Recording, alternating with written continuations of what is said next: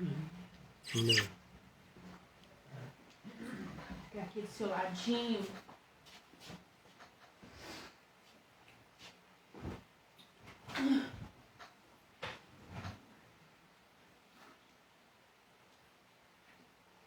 Meu bem, depois você deixa eu dormir sem tomar banho. Tá ao vivo, tá? Tá ao vivo, tá? Tá? Tá. Então começa a olhar pra lá, falar alguma coisa. Viu?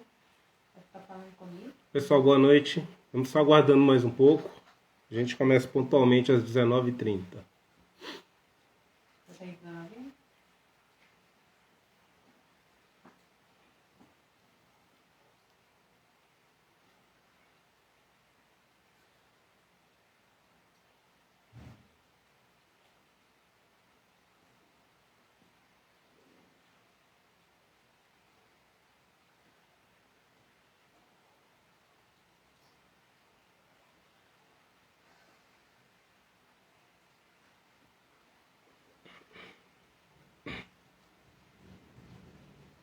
Eu não sei como é que tá aí onde vocês estão, mas aqui tá caindo uma super chuva.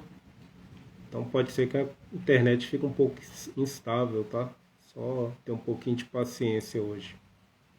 Esperamos que não aconteça nada, não.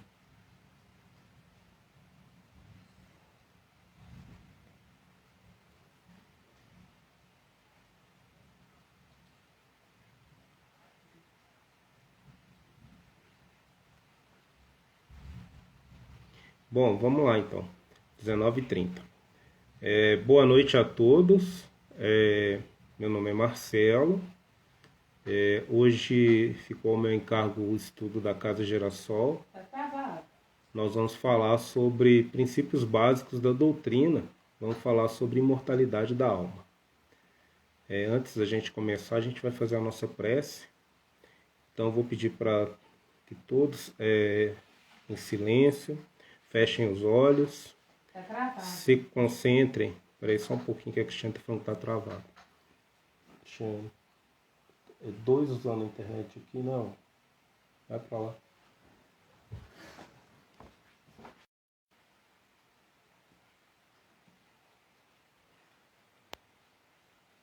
Aí só um minutinho, pessoal.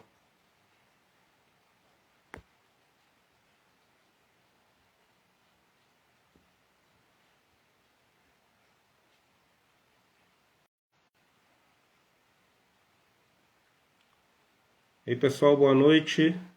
Deu uma travada aqui na internet, vocês já estão me ouvindo?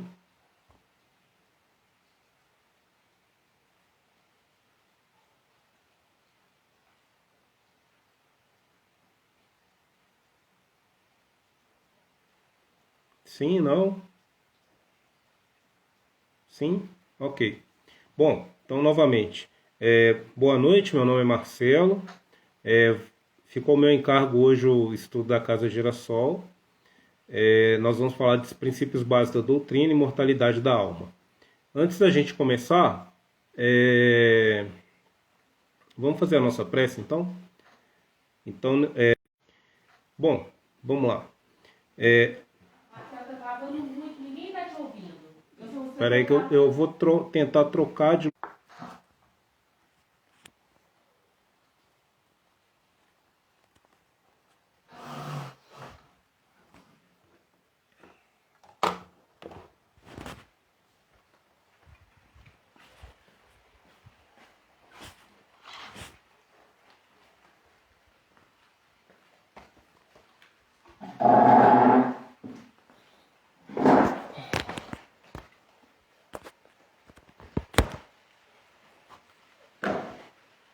Bom, espero que a conexão tenha melhorado então.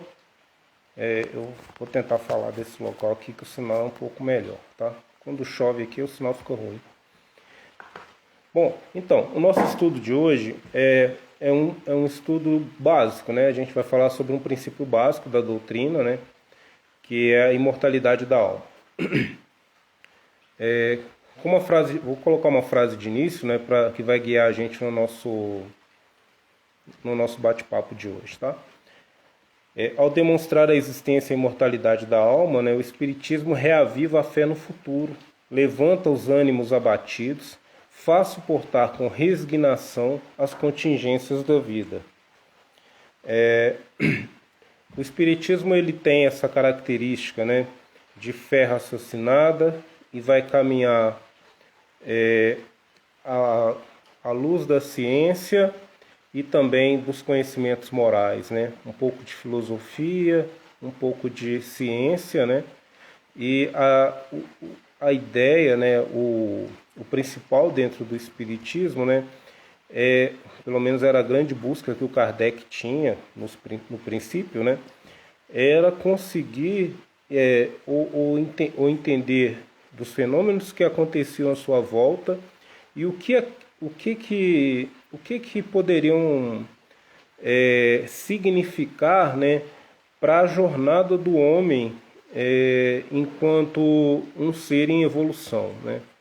O Kardec ele fez, né, daquele acontecimento que ele estava presenciando, daquelas manifestações, ele fez daquilo uma oportunidade de angariar conhecimento. E quando ele teve contato com esse conhecimento, né, ele viu que começou a descortinar uma nova realidade. E ele fez da forma melhor que ele conseguiu, né, conhecer essa realidade, né, e tentar fazer com que isso fosse um novo ramo de conhecimento humano, né? Então a gente vai se guiar nesse caminho, tá? Vou começar com um poema que chama Parnaso de Além Túmulo. Além do túmulo, o espírito ainda canta seus ideais de paz, de amor e luz, no ditoso país onde Jesus impera, com bondade sacrossanta. Nessas mansões, a lira se levanta, glorificando o amor que em Deus transluz, para o bem exalçar que nos conduz à divina alegria pura e santa. Dessa castela eterna da harmonia, transborda a luz excelsa da poesia, que a terra toda inunda de esplendor. Hinos das esperanças, espargidos sobre os homens, tornando-os mais unidos na ascensão, para o belo e para o amor. Esse poema, né, algumas pessoas já devem conhecê-lo em forma de música, né? Tinha e Vanessa musicalizaram esse poema. Esse poema ele saiu no livro Parnaso Além Túmulo e ele foi escrito por um poeta português que se chama João de Deus, chamava, né, João de Deus. Ele foi um dos maiores líricos portugueses, né, e ele desencarnou em 1896, tá? O que é interessante, né, que esse livro Parnaso Além Túmulo, essa obra espírita, né, o que tem nesse livro, né, são vários poemas, né, é uma antologia de poemas, né, cuja autoria ela é atribuída a poetas desencarnados, né? Então cada poema estava lá o nome de um poeta, mas todos eles estavam desencarnados, como é o caso desse João de Deus, que escreveu esse poema Parnaso Além Túmulo, que está lá no livro. O poema dá até o nome ao livro, né?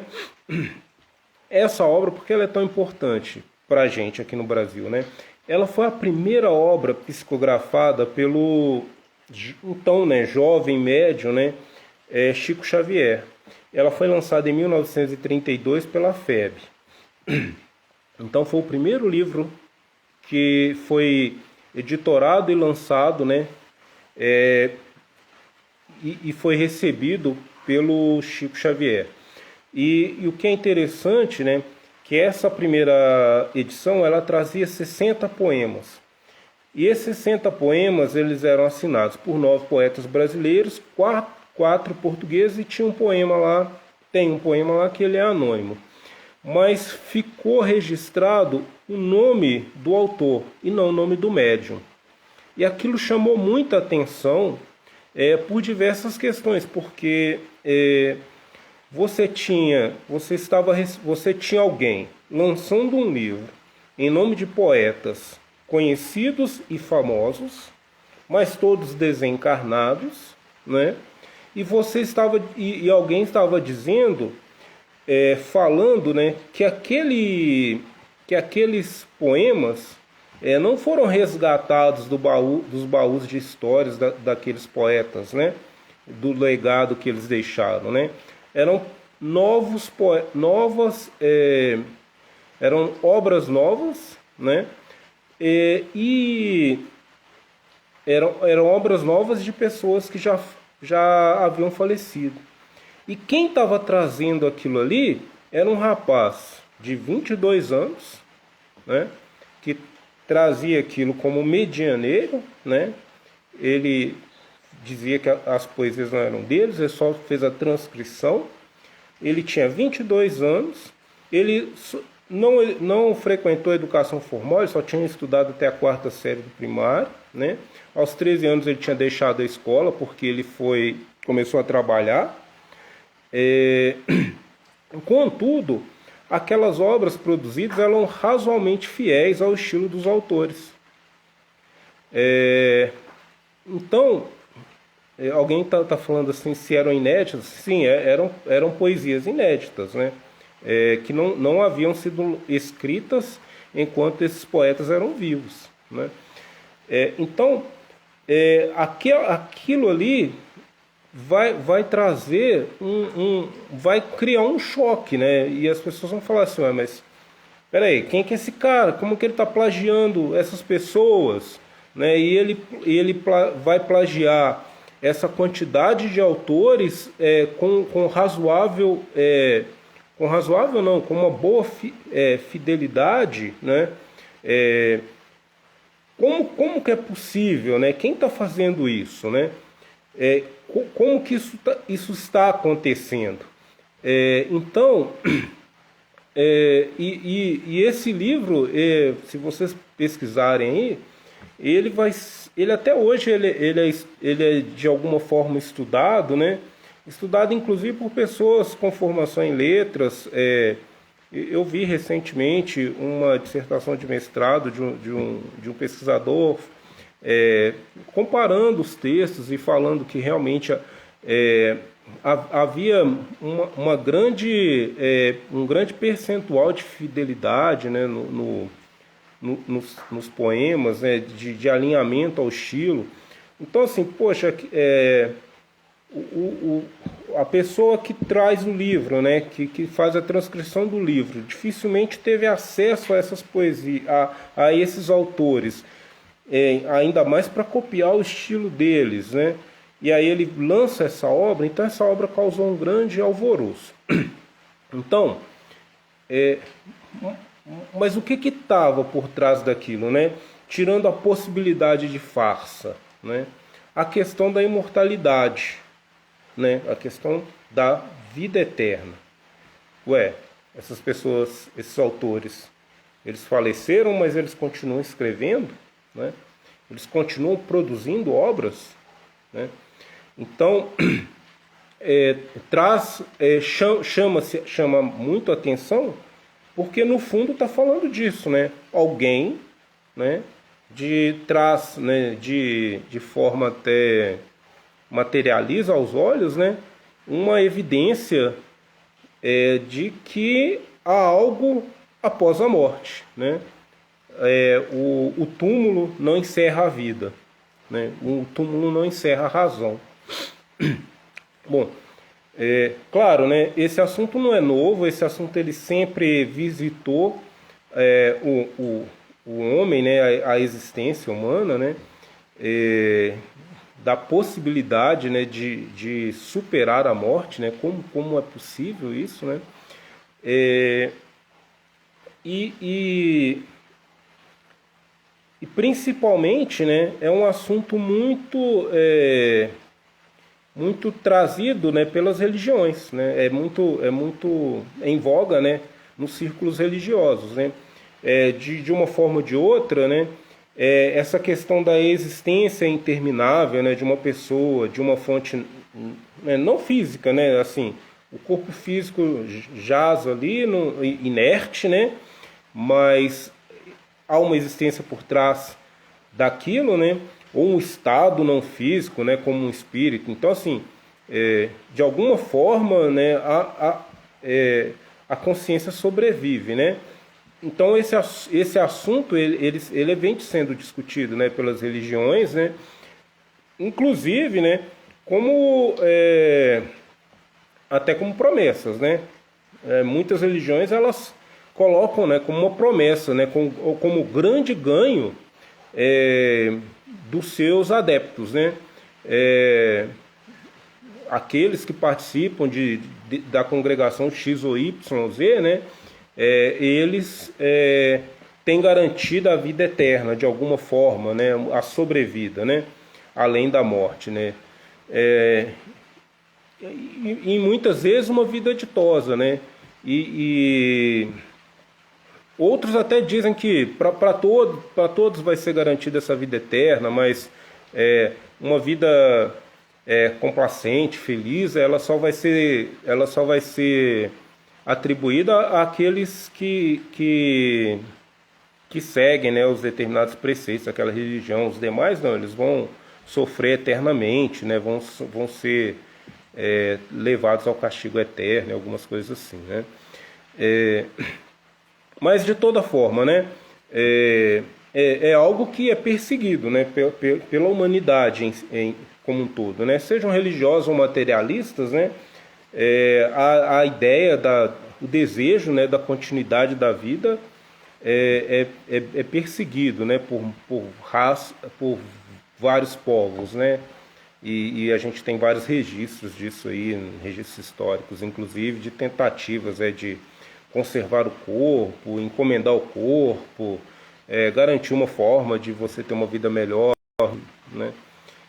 Mas assim, sempre num aspecto assim mais religioso, né?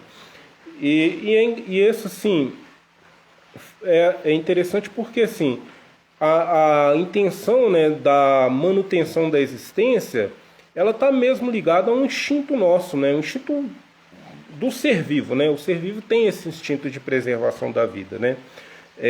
Só que a gente, né, enquanto seres animais racionais, né, nós temos uma consciência, né, da finitude da existência terrena e aí a gente entende que não tem jeito, vai acabar mesmo, né? Então a gente tem que superar isso de uma outra forma, né? E aí surge essa questão, né, da crença na vida além da vida, né? Vida além da vida material.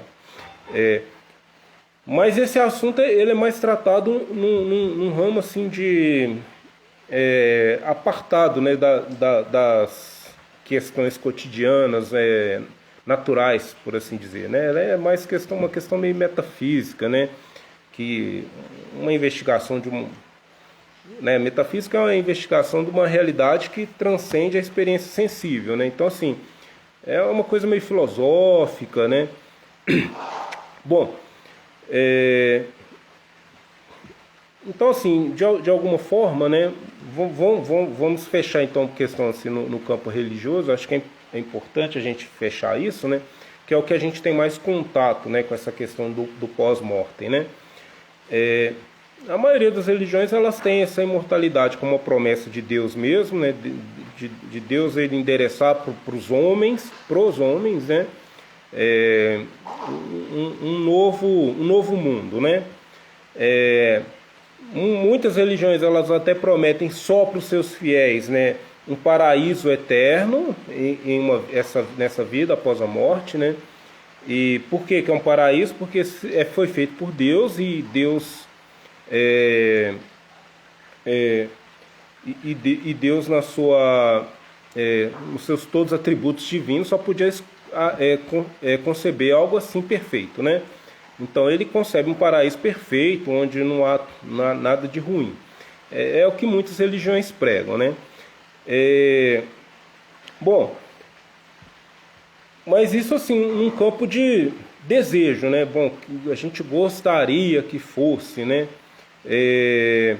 Porque de alguma forma, né? O que a maioria das pessoas gostaria mesmo é que não houvesse a morte física mesmo, né? A maioria gostaria que não morresse nunca mesmo, né? Até uma questão muito até para alguns é difícil de ser tratada, para alguns ela é tratada de uma forma meio tragicômica, né? Que é esse medo da morte, né? Do dia derradeiro, né? Então as pessoas têm essa...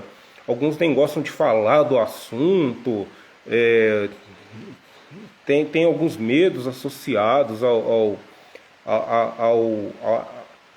pós-mortem, povoa mesmo o imaginário e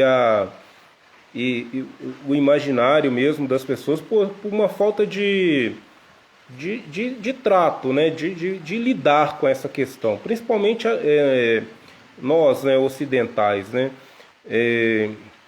Hoje até a medicina tem um ramo, né, para tratar dessa questão, né, dessa proximidade, né, do fim da vida, né, e acolher essas pessoas, né.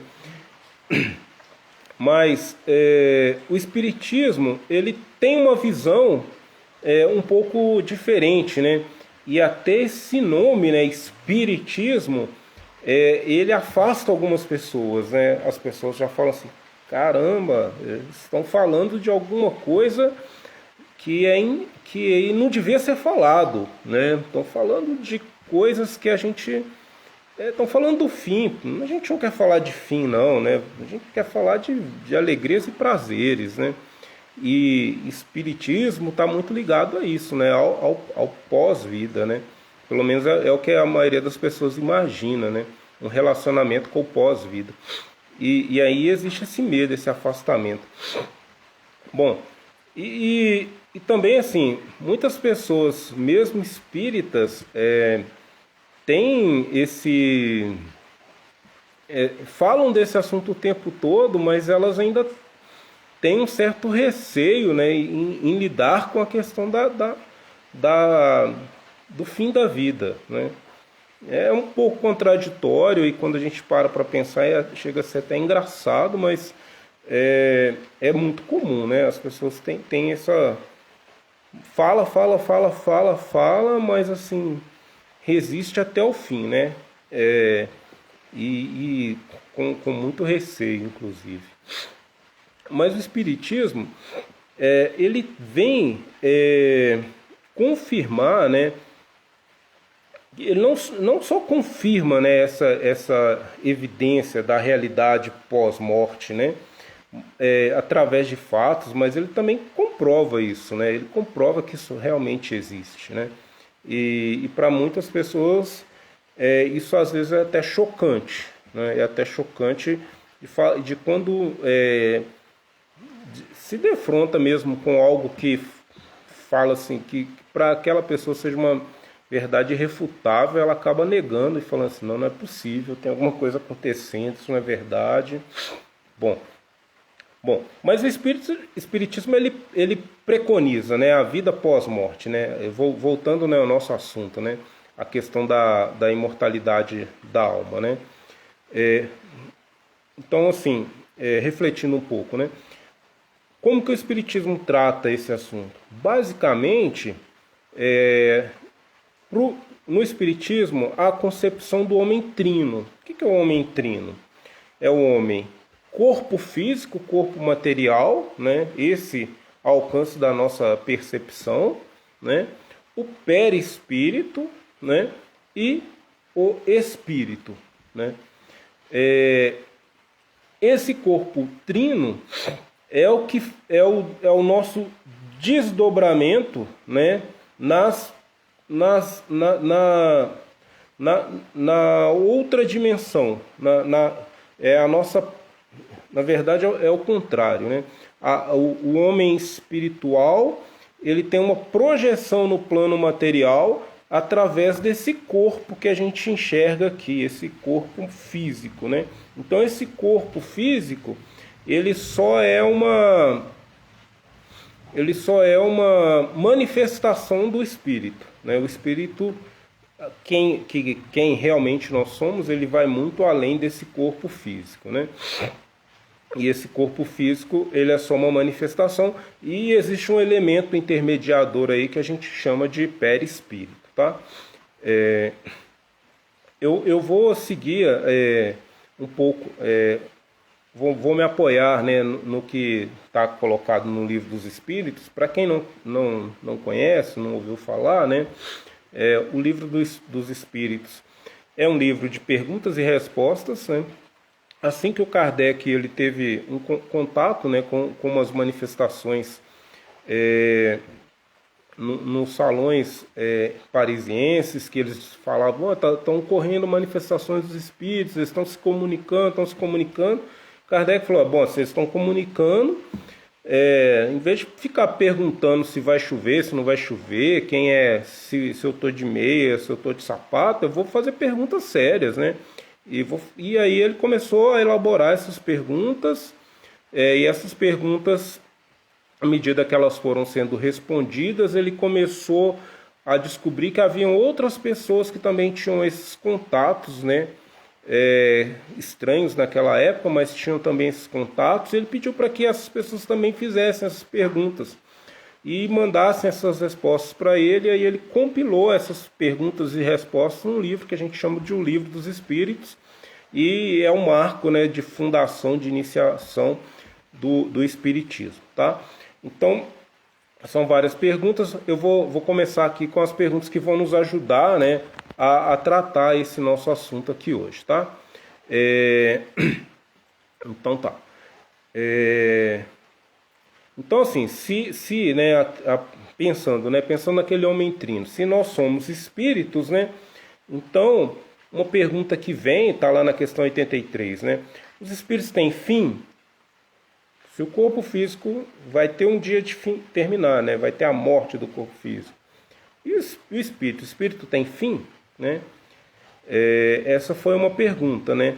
É difícil compreender que uma coisa que começou não possa acabar. Os espíritos têm fim? Né?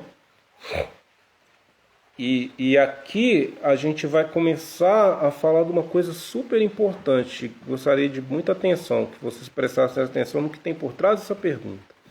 Olha a resposta. Há coisas que não compreendeis, porque a vossa inteligência é limitada, né, os espíritos respondendo. Mas isso não é razão para serem rejeitadas. A criança não compreende tudo o que seu pai compreende, nem o ignorante tudo que o compreende o sábio. Nós vos dizemos que a existência dos espíritos não acaba. É tudo o que por agora podemos dizer. Então, o Kardec, não só preocupado, né, com a morte, né, a morte da morte, né, ele também estava preocupado com uma outra questão, assim, existe, né,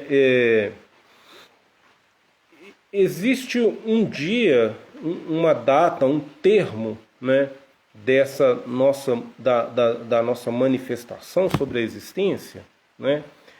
E se isso existe, né, como que isso se dá, né? Porque se você pensa a respeito disso, por exemplo, alguns pensamentos assim, algumas linhas mais holísticas, né, esotéricas, elas falam que o espírito ele tende, né, a se espargir na energia universal da criação, que é de onde veio, voltar para ela, né? E o Kardec ele trata muito esse assunto, né? Porque ele fala, olha, a preservação da individualidade é algo extremamente importante, é algo fundamental, principalmente para quem está buscando uns ditames e um caminho moral. Porque se um dia você vai deixar de existir, então você não tem que ficar pensando no futuro, você tem que viver o atual, vive hoje, porque vai acabar, né? E outra coisa, se vai acabar, não tem mérito que você possa recolher que vai lhe ser útil no futuro, porque vai acabar. Então, para que você tem que ter uma conduta reta, idônea? Para quê? Vai acabar, né? Mas aí os espíritos respondem, não tem fim. Talvez essa devia ser a segunda pergunta lá do livro, porque é uma pergunta importante para toda a teia, né, da doutrina que vai ser alinhavada dali para frente. Uma outra questão, questão 84, então ele continua, né, a perguntar, ele fala assim: os espíritos constituem um mundo à parte, fora daquele que vemos? Como é que é isso, né? Então a gente está vendo comunicação aqui, mas e aí? A resposta é sim, o mundo dos espíritos ou das inteligências incorpóreas, ou seja, existe um mundo espiritual, um plano espiritual. A questão 85 fala assim: qual dos dois é o principal na ordem das coisas? O mundo espiritual ou o mundo corporal? Qual desses dois mundos que é mais importante, né? Esse aqui que eu estou encarnado ou esse que vocês estão aí? E aí eles respondem: o mundo espiritual, que pré-existe e sobrevive a tudo. Né? Lembra lá que eu estava falando do homem trino, né? Estava falando que a gente, enquanto homem, né? Enquanto espírito, a gente, no mundo material, a gente é uma projeção do espírito, né? Porque a nossa pré-existência no mundo espiritual. É lá que nós fomos criados, a nossa individualidade foi criada, né? E se desdobra nas questões da nossa existência. Em um determinado momento, você precisa passar por existências materiais, tá? Mais duas questõezinhas, tá? Questão 86 também, ela vai falar assim: o mundo corporal poderia deixar de existir ou nunca ter existido sem alterar a essência do mundo espiritual? Eles respondem sim. Eles são independentes e, entretanto, sua correlação é incessante, porque reagem incessantemente um sobre o outro. Olha que interessante. Para a nossa construção, né, dessa ideia, né, do mundo espiritual, né? Eles são independentes, né, porém, eles interagem. Agora, mais uma pergunta aqui, a questão 87. Os espíritos ocupam uma região determinada, circunscrita no espaço? Os espíritos estão em todos os lugares, povoam infinitamente os espaços.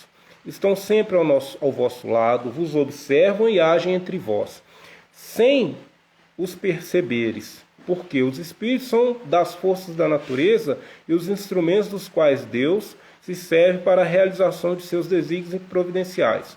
Mas nem todos vão a todos os lugares, porque há regiões interditadas aos menos avançados. Então, com essas 4 perguntinhas aqui, né? Então a gente já fala: o espírito ele não tem fim, né? Mas ele é o início, né? Porque ele interage, né, no mundo espiritual que preexiste a nossa existência, e o mundo material e espiritual eles interagem, né? E os espíritos estão em todos os lugares. Poxa, isso é concebível? Isso dá para vocês terem uma ideia disso, né? Como é que isso pode acontecer? Eu vou fazer um plágiozinho aqui. Talvez vocês já possam ter visto esse videozinho na internet. Um físico, ele explica isso de uma forma, mas eu vou trazer aqui para nossa. É um exemplo interessante para a gente compreender isso aqui. Assim, gente, imaginem, por exemplo, né, vamos pensar aqui, como é que isso acontece, né? Como é que existe uma outra realidade de criaturas, né, que possam interagir conosco, mas a gente não as vê, e a gente está imerso numa realidade que a gente não tem a percepção dela, mas ela tem a percepção da gente. De forma figurada, vamos pensar, imaginem, né, que existe um mundo, né, um mundo que existe só em 2 dimensões, igual uma folha de papel. Ele é plano ali, igual uma folha de papel, né? E esse mundo plano ali, igual essa folha de papel, né, igual uma tampa de uma mesa, né, é plano. Então, ele só existe em 2 dimensões. Tudo ali só pode ter 2 dimensões, né? Só pode ir para um lado, para o outro, né? Para frente, para trás, né? Não tem essa terceira dimensão do espaço, né? De para cima e para baixo, não, né? E esse mundo, vamos pensar, né, que ele é habitado, né, por seres dessa dimensão, né, dessas duas dimensões. Por exemplo, um ser é um quadradinho, igual esse quadradinho amarelo, né, quadradinho. O outro é esse círculozinho aqui, ó, também. Ó, esse círculo ele é plano, né, uma folhinha lá. Se eu vira de lado, vocês quase nem vê, ele só existe assim, né. E esse triângulozinho também, isso é um outro ser que vive lá naquele mundo lá, em cima daquela folha lá que eu falei, né? Eles ali, enquanto os seres ali em cima daquela folha ali, né? Eles conseguem ir para frente, para trás, ir para um lado e para o outro, né? Tudo em cima da folha, eles não saem da folha. Eles estão confinados naquelas duas dimensões ali, né? Quando o círculo, né, olha para... Ele só vê também duas dimensões, né? Ele vê o quadradinho, ele não vê assim não, né? Ele vê assim, ó, porque ele só vê duas dimensões, né? Então, toda aquela realidade em duas dimensões, e eles ali até se interagem, né? Um consegue tocar no outro, né? Ir atrás do outro, ir na frente do outro, né? Tudo ali em cima daquela folha. Mas imaginem, né, que um outro ser já de 3 dimensões, ele é de 3 dimensões, é além daquele mundo, né? Tipo esse mouse aqui que está na minha mão, ó, ele tem um volume, né? Ele, além dele ser assim, né? Ele tem uma altura aqui, né? Então ele não está preso lá na folha, não. Ele sai da folha, né? Ele vai para cima e para baixo. Ele anda, né? Igual os outros seres lá da folha, mas ele também pode subir e descer. E ele, como sobe e desce, ele consegue ver aqueles seres lá de 2 dimensões de uma forma diferente. Ele vê eles assim. Esse círculo pode ter até uma cor aqui que ele consegue enxergar, né? Ele consegue interagir com eles lá. Mas os seres lá de 2 dimensões, né, mesmo o mouse estando em cima deles, eles não conseguem vê-lo, porque eles não conseguem olhar para cima, eles não sabem da existência dessa dimensão para cima e para baixo, né? Então, digamos que esse mouse fizesse um barulho, lá os papeizinhos lá na mesa, lá, eles até escutariam, né? Mas eles falam, de onde que vem isso, né? Não tem como alguém falar, olha para cima, ele está em cima de você. Eu não sei, não existe em cima, né? Só existe 2 dimensões. Então, assim, esse exercíciozinho assim, de geometria, assim, né? Ele é interessante para a gente entender e pensar assim, há uma possibilidade, né? Se você não tem uma projeção na outra dimensão, você não consegue saber que ela existe. Você não consegue nem imaginar que ela existe, né? É mais ou menos isso que é a questão do mundo espiritual, né? O mouse, né, quando ele pousa lá em cima da folha, lá, né, ele tem uma projeção lá em 2 dimensões lá, mas quem está lá não consegue saber que ele tem volume, não. Só vê como se fosse a sombra dele, né? É algo um pouco meio que surreal para quem não está, né, não tem conhecimento daquela outra projeção. Então, assim, é preciso, né, que a gente faça um exercício para além do nosso cotidiano, né, para a gente conceber isso. Falar assim, então quer dizer que existe um ser que está aqui te observando e você não consegue ver? Se a gente estiver imerso, né, numa realidade com mais dimensões que a nossa, isso é facilmente possível. Isso é facilmente possível, né? Não tem nada demais para que isso aconteça, né? Só precisa fazer esse exercíciozinho básico que a gente fez aqui agora. Então, essas interações, né, do mundo espiritual, elas sempre existiram, né? É igual o caso que eu falei, né, do som, né? O mouse faz o som, os papeizinhos estão ouvindo, mas de onde que vem? De onde que vem? Como ninguém sabe que existe em cima e embaixo, pode fazer diversas conjecturas, né? Mas, né, daí a ter certeza que está em cima, aí é outra história, né? Então, é mais ou menos isso aí que acontece com a gente. Então, os espíritos até nos mandam mensagem, falam assim, olha, a gente existe, a gente está aqui. E a gente fala, tá nada, isso é truque, isso é alguém, né? Bom, mas né, tirando essa brincadeira, né? O espiritismo sério, né? Ele busca exatamente isso, entender essas relações, né, do homem numa realidade além da sua, né, uma realidade para além do mundo material, que a gente ainda não consegue formular muito bem como é que ela é. A gente tem informações, a gente tem comunicações nos dizendo, mas é igual aquela resposta lá da questão do Livro dos Espíritos, né? Que eu falei lá, eu falo assim,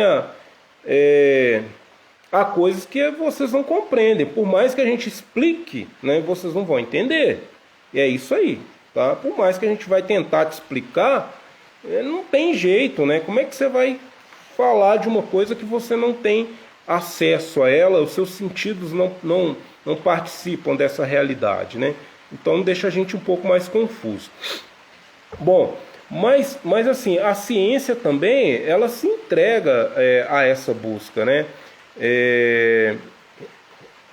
Há poucos meses atrás, eu não sei nem se tem meses, não, tem uma série documental, tá até na plataforma do Netflix aí, eu não sei se vocês já viram, né? Chama Vida Após a Morte, do Rick Stern, que é o diretor dela. Ela fala um pouco, né, sobre esse contato, né, com o mundo espiritual. Ele é dividido em episódios, cada um fala de um assunto, né? Vou chamar a atenção para o quinto episódio. O quinto episódio é interessante, que ele traz uma questão das reminiscências de vidas passadas, né? De crianças, né, principalmente, é o que o episódio traz, né? De que trazem essa lembrança, né, de uma pré-existência, de falar assim, não, eu fui outra pessoa, ou eles falam até de outra forma, eu sou outra pessoa, né? Essa série, esse episódio, né, ele é conduzido em cima das pesquisas de um pesquisador, o Dr. Jim Tucker, da universidade. Ele é um psiquiatra infantil da Universidade da Virgínia, né? Ele está continuando um trabalho que começou antes dele, né? Quem começou esse trabalho foi o Dr. Ian Stevenson. O Ian Stevenson ele começou a pesquisa da seguinte forma: ele catalogava marcas de nascença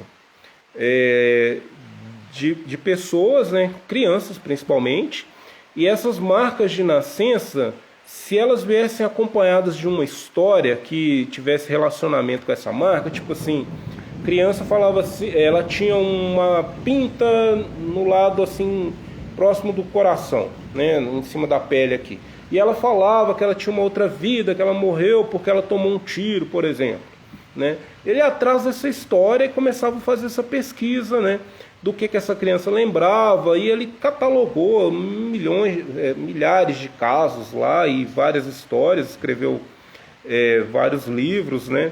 É uma pesquisa muito interessante, e o Jim Tucker, ele continua esse trabalho também, né?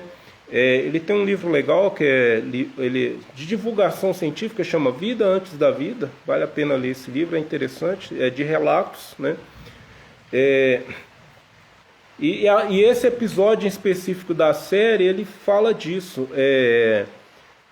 São dois casos, se não me engano, né, de duas crianças que assim dão detalhes da vida anterior, que no início, né, elas tinham um incômodo, né, assim, eu não sou esse criança, eu sou fulano, e eu morava o cara lá era um sapateador de Hollywood, e eu morava numa casa assim, essa aqui não é minha casa, minha mulher não é essa, a minha mulher mora lá, ela é assim. E aí, com os dados, né, que o garoto vai dando, né, ela começa a ir atrás dessa personalidade anterior, né, e ela descobre quem é essa pessoa, né, e a criança começa a reconhecer, né, personagens da vida dessa pessoa.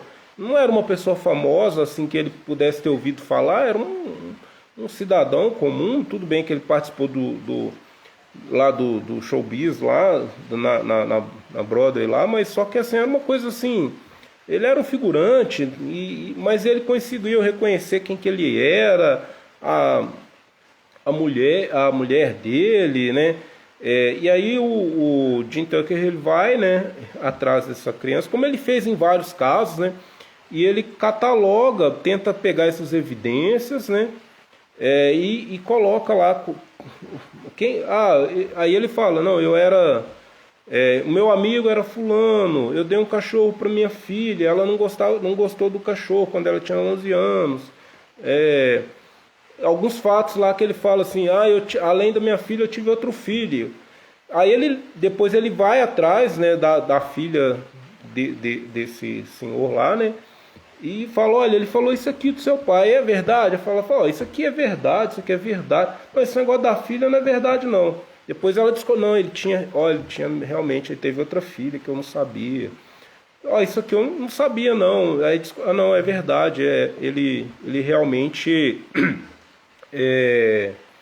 ele realmente tinha esse gosto, tinha essa simpatia. Então ele faz diversas comprovações, sabe? São 2 casos que ele fala com bastante cuidado lá, com bastante clareza, né? Mas são milhares de casos que esses 2 pesquisadores têm. O que é importante, né? E é uma pesquisa séria, né?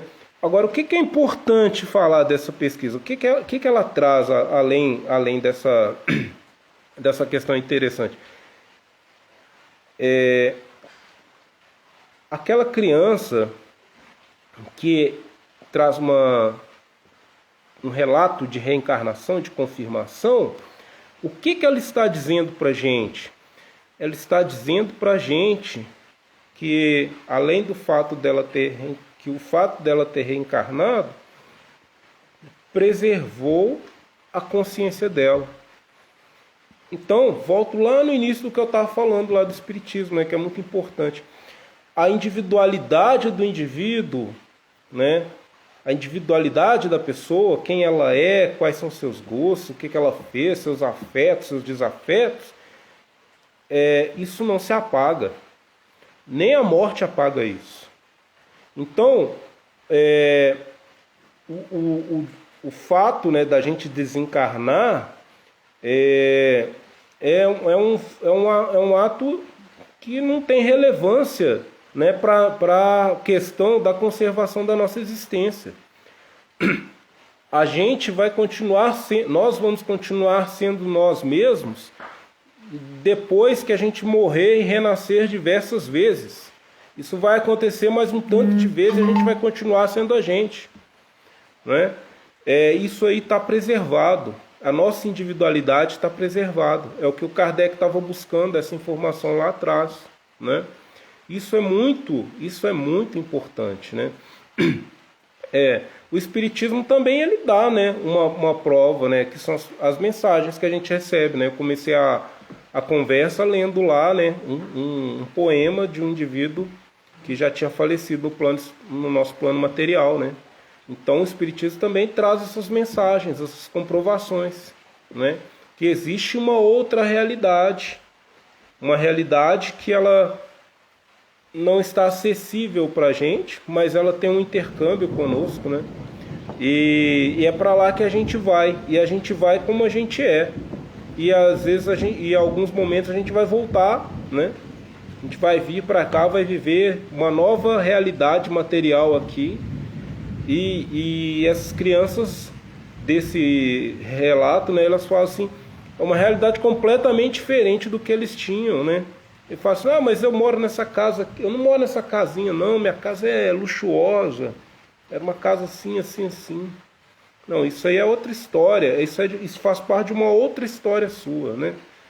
Isso faz parte de uma outra história, a sua história agora material é outra, né? Mas ele continua sendo ele, né? E ele vai voltar a fazer isso várias vezes. né? São as comprovações da imortalidade da alma e, mais importante que a imortalidade da alma, né? Da preservação da individualidade, né? Frisando, por que isso é importante, né? Porque nós seremos quem nós sempre fomos, ou se nós quisermos nos transformar em pessoas melhores, nós estamos cuidando, né, do nosso eu futuro, né? É um investimento que nós estamos fazendo no nosso eu futuro, porque isso é o que vai ser preservado. A casa lá que você fizer, isso não quer dizer que vai fazer parte da sua próxima existência material, não. Pode ser que não faça, né? Bom, então assim, o Espiritismo ele vem comprovar, né, que o túmulo ele não é o término da vida, né? E além, né, do túmulo, a gente vai ver um plano, vai ter à nossa frente o plano espiritual se desdobrando com extrema exuberância, né? Com muito mais do que nós temos aqui, né? Aqui a gente tem um fragmento da realidade, né? Nós vivemos um fragmento da realidade, a realidade maior, ela está no plano espiritual, né? Lá que a gente vai ter o outro desdobramento da dimensão, né?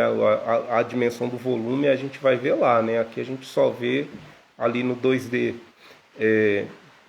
E além disso, né, a doutrina espírita ela fala que para a gente desfrutar, né, de um relativo equilíbrio, né, no plano extrafísico, né, além daqui, né, em nossas existências futuras, principalmente se a gente vier a encarnar novamente, né, é indispensável, né, a gente que alicerçarmos as nossas atitudes de hoje no equilíbrio, na responsabilidade cristã, e acima de tudo na edificação do amor, né? Esse é o único roteiro capaz de nos conduzir à perfeição espiritual a que nos destinamos, né?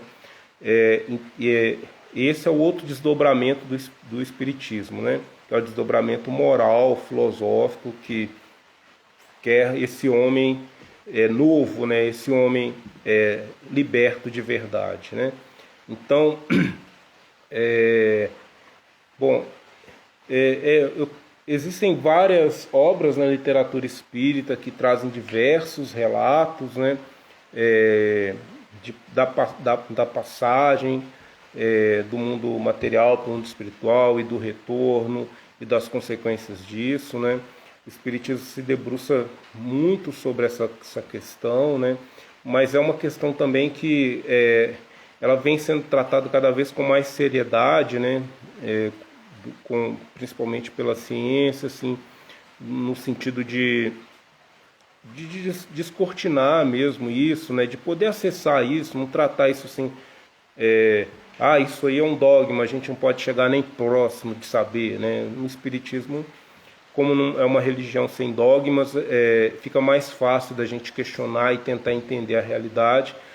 Ainda bem, né, ela vem se comprovando até agora, né, isso nos deixa mais seguros e mais felizes, né? Mas o caminho também já foi dado, né? Se houver uma contradição, né, entre espiritismo e a ciência, e a ciência provar que o espiritismo está errado, né? A gente já sabe qual que é o caminho, né? A gente vai seguir a ciência, né? O espiritismo preconiza isso também, né? Então a gente fica bem mais tranquilo. Participando dessa busca desse conhecimento.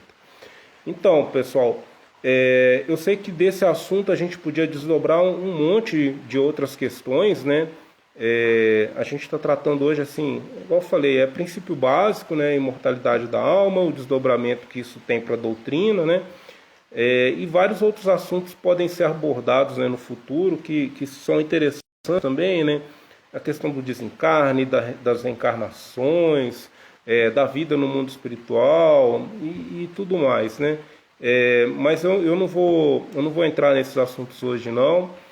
Ficam para uma nova conversa, a gente já está chegando no nosso horário. Eu agradeço a todos que estiveram, né, comigo aqui nessa transmissão. Agradeço muito a Casa Girassol pela oportunidade, espero ser convidado novamente. E agradeço também esse belo trabalho, né, que a casa vem fazendo, né, mesmo durante a pandemia, de manter a gente conectado, manter a gente podendo ainda discutir esses assuntos que são importantes, né, e às vezes eles fogem do nosso dia a dia e é preciso a gente ter um momentozinho, né, para pensar e falar assim, olha, isso aqui faz muito sentido. Então eu agradeço aí a todos. Vamos fazer então a nossa prece, né? Vamos aproveitar esse momento, vamos fazer a nossa prece para a gente poder agradecer pela oportunidade que nós tivemos aqui hoje, né? Agradecer aos nossos mentores espirituais por ter nos intuído, né, estar aqui nesse momento. Nós poderíamos estar fazendo diversas outras coisas, né? E mostrar nossa gratidão, aproveitar esse momento, né? Vibrar com amor e gratidão para Jesus, que nos acolheu nesse planeta, nos deu essa oportunidade muito importante no nosso caminho evolutivo. Nós reconhecemos essa graça que nós recebemos, né? Reconhecemos a vida como um milagre, como a verdadeira bênção que Deus deu a nós como suas criaturas, né? E nós vibramos também em harmonia para com Deus, nosso Pai, também, com muita gratidão também. E pedimos também aos nossos mentores espirituais que estejam conosco durante a nossa semana, que nos intuindo a pôr em prática tudo que a gente aprendeu, né, e espalhando mais essa boa nova do Evangelho e descortinando essas verdades com o Espiritismo. Muito obrigado a todos vocês, e a gente se vê na próxima. Até mais.